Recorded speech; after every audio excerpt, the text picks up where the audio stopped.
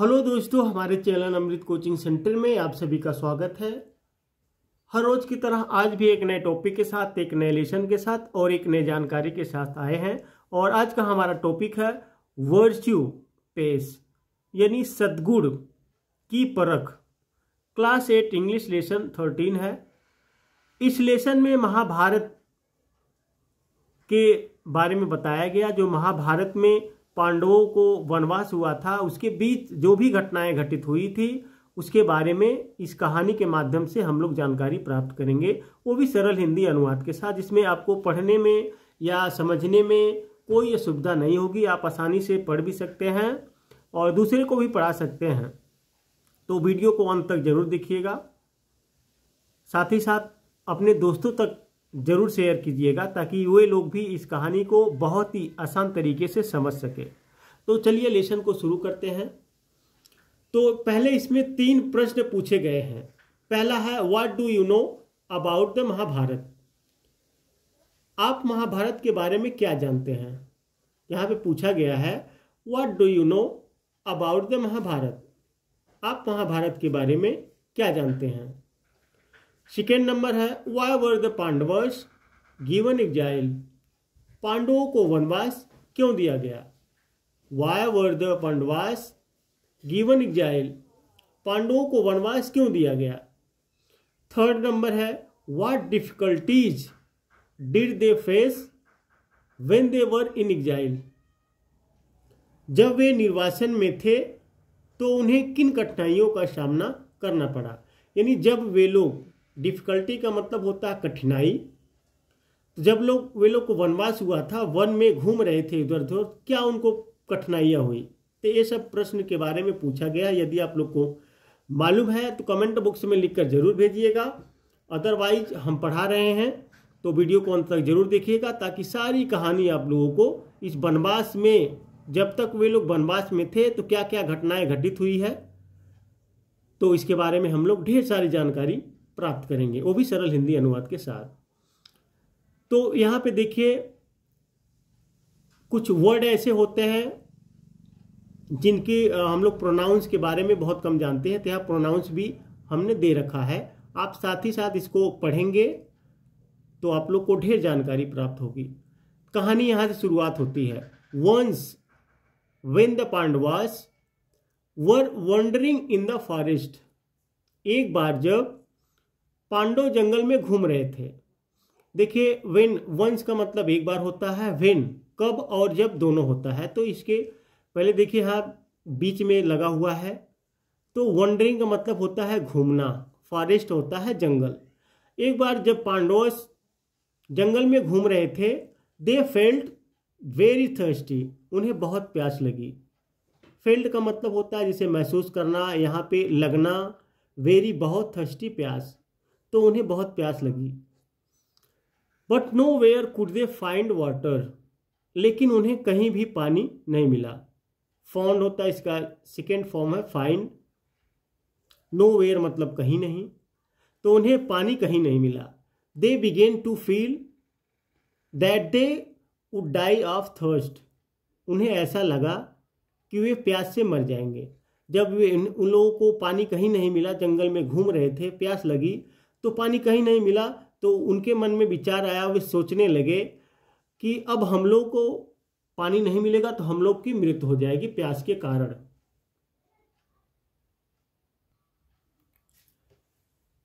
The eldest brother Yudhishthir, सबसे बड़े भाई युधिष्ठिर, मैन ऑफ ट्रूथ, एक सत्यवादी व्यक्ति ने, then said to his half brother Nakul, ने अपने सौतेले भ्राता नकुल से कहा।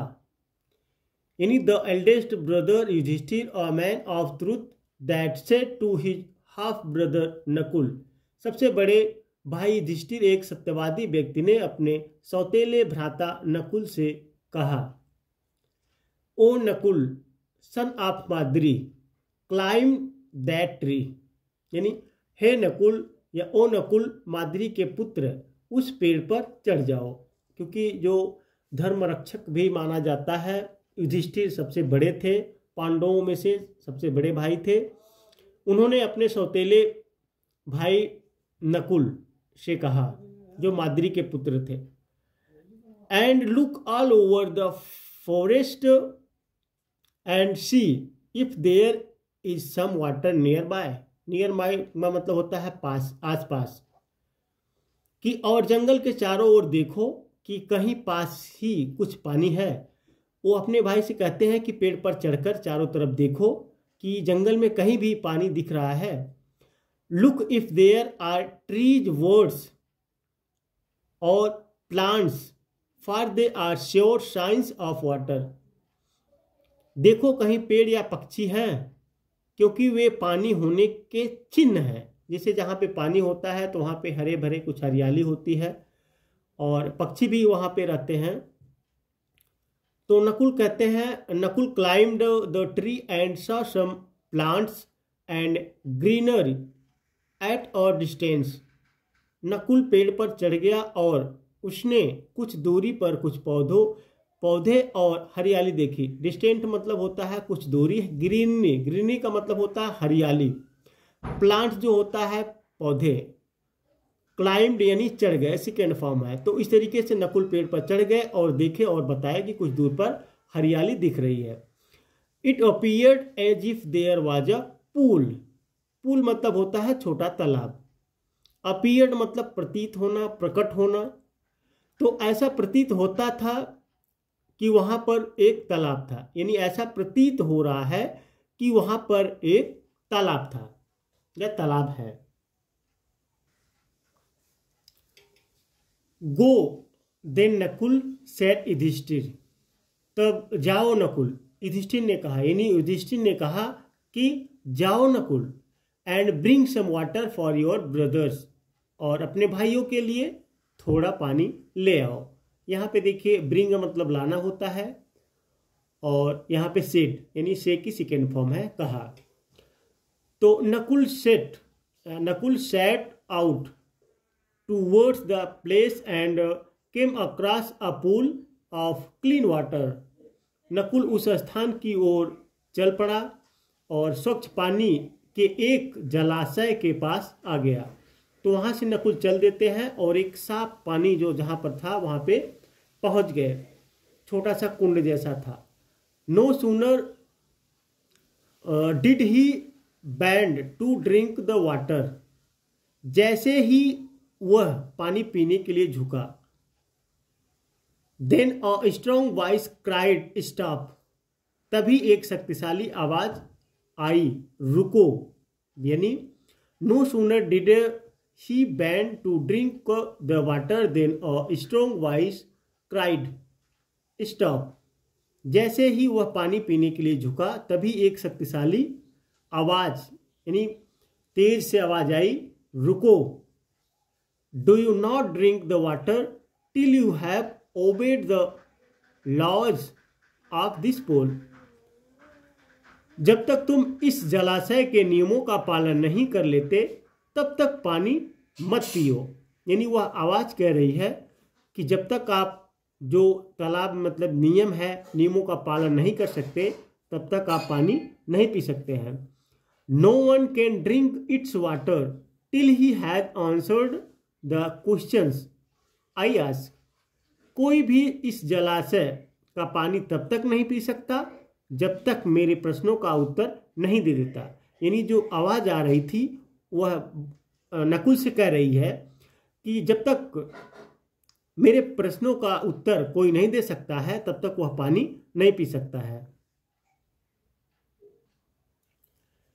If you take even a drop of water before this, you may die at once. यदि इससे पहले तुमने एक भी बूंद पानी लिया तो तुम तुरंत मर जाओगे। वह आवाज कह रही है, अगर इससे पहले मेरे प्रश्नों का उत्तर देने से पहले एक भी ड्रॉप यानी बूंद पानी का लिया तो तुम मर जाओगे। Nakul paid no heed to the voice. Nakul ने आवाज की ओर कोई ध्यान नहीं दिया, यानी जो आवाज आ रही थी उस पर कोई ध्यान नहीं दिया। He had hardly touched the water. Hardly का मतलब होता है कठिनाई से, उसने पानी को छुआ ही था कि, उसने पानी को छुआ ही था कि, हार्डली का मतलब होता है जैसे बहुत मुश्किल से पानी को छुआ ही था। When he felt that among the weeds growing near the pond, वह जलाशय के निकट उसी खरपतवार पर गिरकर मर गया। अब देखिए, जैसे ही पानी छुए वो लोग, नकुल जैसे ही पानी छुआ तो वह वहां जो भी खरपतवार था, घास भूसे थे जो भी, तो वहां पे मर गए। Yudhishthira and his brothers waited for hours for Nakul but he did not return. Yudhishthira और उनके भाइयों ने नकुल की कई घंटों तक प्रतीक्षा की, परंतु वह नहीं लौटा। But he did not return, परंतु वह नहीं लौटा। उसके भाई कई घंटों तक उसका इंतजार करते रहे, लेकिन वह नहीं लौटा। Then Yudhishthira sent Sahadeva to find out his brothers whereabouts. तब युधिष्ठिर ने सहदेव को अपने भाई का पता लगाने के लिए भेजा कि भाई जाइए, तुम पता कीजिए कि नकुल कहाँ है। When Sahadev reached the pool, he saw Nakul lying dead there. जब सहदेव तालाब पर पहुंचा तो उसने नकुल को वहां मृत पड़े हुए देखा। He felt very much grieved. उसे अत्यंत दुख हुआ, यानी he felt very much grieved, उसे अत्यंत दुख हुआ। अपने भाई को मृतक शरीर देखकर बहुत दुख हुआ। He could not weep for his dead brother. यानी he could not weep for his dead brother as his thirst had overpowered his emotions. वह अपने मृत भाई के लिए रो भी नहीं न पाया, क्योंकि प्यास उसकी भावनाओं पर हावी हो चुकी थी। इतनी प्यास लगी थी कि वह रो भी नहीं सके। अपने भाई के मृतक शरीर को देखकर वह रो भी नहीं सके, इतनी ज़्यादा उन्हें प्यास लगी थी। He knelt down to drink water instead. इसके बजाय वह पानी पीने के लिए नीचे झुका। Wait cried the voice. रुको, आवाज आई। यानी अब यहाँ पर देखिए, सहदेव को भी बहुत प्यास लगी थी। जैसे ही वह पानी पीने के लिए, यहाँ पे नेल्ट है, नी मतलब होता है झुकना, तो नेल्ट थर्ड फॉर्म है, तो सेकेंड फॉर्म है झुके, तैसे तुरंत आवाज आई कि रुको। Do not take even a draught of this water until you have answered my questions. जब तक तुम मेरे प्रश्नों का उत्तर नहीं दे देते हो, तुम इस जल की एक बूंद भी नहीं ले सकते हो। जो आवाज आती है वह फिर से आई कि भाई जब तक तुम मेरे प्रश्नों का उत्तर नहीं दे देते, तुम एक बूंद भी पानी का नहीं ले सकते हो। If you do so,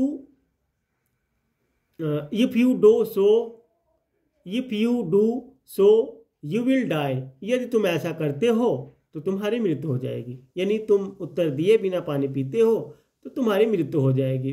The prince did not care for the voice and stopped to drink water. राजकुमार ने आवाज की परवाह न की और पानी पीने के लिए नीचे झुका। He had hardly drunk a little water when he also fell dead. उसने मुश्किल से थोड़ा सा ही पानी पिया था कि वह भी मृत्यु होकर गिर पड़ा। यानी उसकी भी मृत्यु हो गई, वह भी गिर पड़ा। थोड़ा सा ही पानी पिया था तो भी उसकी मृत्यु हो गई। When Sahadev also failed to return. यानी जब सहदेव भी नहीं लौटा, Yudhishthira sent Arjuna and then Bhima. Yudhishthira ने अर्जुन और भीम को भेजा। यानी जब ये दोनों भाई नहीं लौट पाए, अभी पहले नकुल को भेजे थे, नहीं गया, फिर सहदेव को भेजे, सहदेव भी नहीं लौट पाया, यानी फेल्ड हो गया, वो भी नहीं लौट पाया, तो अर्जुन और भीम को भेजा। But both met the same fate, परंतु उन दोनों का भी वही हाल हुआ। Ultimately Yudhishthira himself went to the pool. अंत में युधिष्ठिर स्वयं जलाशय पर गए। अब देखिए अर्जुन भी और भीम को भी जब भेजे तो वे लोग भी वहां पर नहीं पहुंच पाए। अंत में युधिष्ठिर जो है वहां पर पहुंचते हैं उस जलाशय के पास। The strange voice cried stop. उस अजीब सी आवाज ने कहा रुको। Unless you answer my questions before drinking water. जब तक पानी पीने से पहले तो मेरे प्रश्नों का उत्तर नहीं दे देते, you will also die like your brothers. तुम भी अपने भाइयों की तरह मृत हो जाओगे, तुम्हारी भी मृत्यु हो जाएगी जब तक तुम मेरे प्रश्नों का उत्तर नहीं दोगे। Such is the law of this place. ऐसा यहाँ का नियम है। लॉ मतलब होता है जिसे कानून कहते हैं, नियम कहते हैं। इस जगह का, प्लेस मतलब होता है जगह, सच मतलब ऐसा। यानी कह रहे, वह वॉइस कह रही, आवाज कह रही कि ऐसा यहाँ का नियम है कि पहले प्रश्नों का उत्तर दीजिए, उसके बाद पानी पीजिए। It appeared to Yudhishthira. Yudhishthira को ऐसा लगा as if it was the voice of some divine power, कि जैसे यह किसी दैविक शक्ति की आवाज है। यानी Yudhishthira, it appeared to Yudhishthira as if. As if का मतलब होता है मानो, जैसे। जैसे यहाँ पे जैसे भी है या मानो। It was the voice of some divine. Divine का मतलब होता है दैविक, पावर यानी शक्ति। युधिष्ठिर को ऐसा लगा कि जैसे यह किसी दैविक शक्ति की आवाज है। So he had before I answer your questions. इसलिए उसने कहा, सो ही सेड, इसलिए उन्होंने कहा before I answer your question, इससे पहले कि मैं आपके प्रश्नों का उत्तर दूं। युधिष्ठिर उस आवाज से कह रहे हैं, देखिए इससे पहले कि मैं आपके प्रश्नों का उत्तर दूं, you pray tell me, I pray tell me who you are. मेरी प्रार्थना है कि मुझे यह बताएं कि आप कौन हैं। Surely you must be from the other world. अवश्य ही आप किसी अन्य संसार से हैं। Yes you are right said the spirit. हाँ तुम सही हो, प्रेत ने कहा। यानी जो प्रेत थे वो उन्होंने कहा। I am Yaksha the spirit of the woods. मैं यक्ष हूं, जंगल का प्रेत। इस जंगल पर मेरा शासन है। यानी I rule over this region. इस जंगल पर मेरा शासन है। मैं इस जंगल पर मैं अपना शासन चलाता हूं। I have made a rule that anyone who wants to drink the water of this pool. मैंने यह नियम बनाया है, यानी I have made a rule, मैंने यह नियम बनाया है, that anyone who wants to drink the water of this pool, कि जो भी इस तालाब के पानी को पीना चाहता है, must first answer my questions और ही शेल डाई एट वंस। उसे पहले मेरे प्रश्नों का उत्तर देना होगा, अन्यथा वह तुरंत मर जाएगा। तो देखिए सब बातें जो है यहाँ पे यक्ष जो रहते हैं, आपको मालूम हो गया कि यहाँ पे यक्ष रहते हैं। तो सारी घटनाएं बताते हैं कि देखिए यहाँ पर मेरा राज्य है, मैं यहाँ का शासन चलाता हूँ। यहाँ का रूल यही है कि पहले प्रश्नों का उत्तर दीजिए, उसके बाद पानी पीजिए, अन्यथा आप भी तुरंत मर जाओगे। जो भी प्रश्न के उत्तर दिए बिना यदि पानी पीता है तो उसकी मृत्यु निश्चित है। तो उम्मीद करते हैं यहाँ तक की कहानी आप लोग को बहुत ही समझ में आया होगा। अब इसके आगे की कहानी हम लोग पार्ट 2 में पढ़ेंगे, समझेंगे कि क्या क्या प्रश्न यक्ष ने युधिष्ठिर से पूछे हैं और क्या क्या उनके उत्तर हैं। तो इस तरीके से आप लोग हमारे चैनल पर बने रहिए। हम इस तरह का लेसन कन्वर्ट करके हिंदी टू इंग्लिश पढ़ाते रहते हैं और साथ ही साथ प्रोनाउंस भी लिखते हैं, ताकि आप लोग को कोई समस्या ना हो पढ़ने में। आप चाहें तो एक लेसन का इस तरीके से आप अपने कॉपी में यानी नोटबुक में लिख सकते हैं, बार बार पढ़ सकते हैं। क्योंकि जब तक आप लोग खुद से नहीं लिखेंगे, खुद से नहीं पढ़ेंगे, तो हम कितना भी या कोई भी कितना अच्छा पढ़ाएगा, आप लोग नहीं पढ़ पाएंगे। आप लोग को खुद पढ़ना चाहिए। इसको लिखकर केवल समझने से, मैंने एक कहानी पढ़ाया, आप लोगों ने समझा, इससे कुछ नहीं होने वाला है। आप खुद पढ़िए।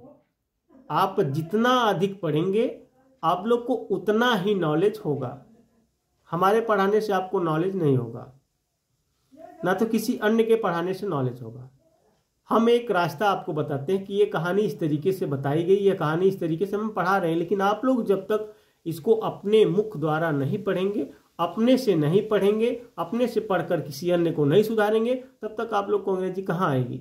चलिए ठीक है, फिर मिलते हैं इसके अगले पार्ट में। आपको वीडियो के अंत में एंड स्क्रीन पे मिल जाएगा।